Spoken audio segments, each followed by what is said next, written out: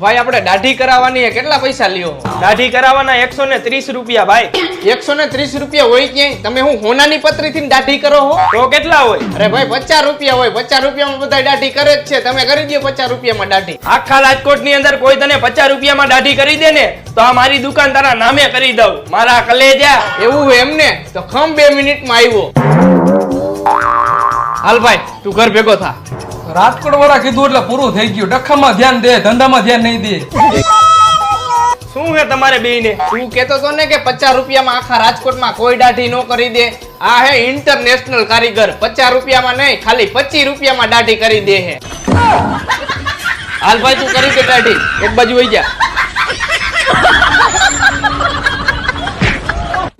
હાલે ભાઈ તારા 25 રૂપિયા. તું નીકળ. હાલ ભાઈ કર તારી દુકાનના દસ્તાવેજ મારા નામે.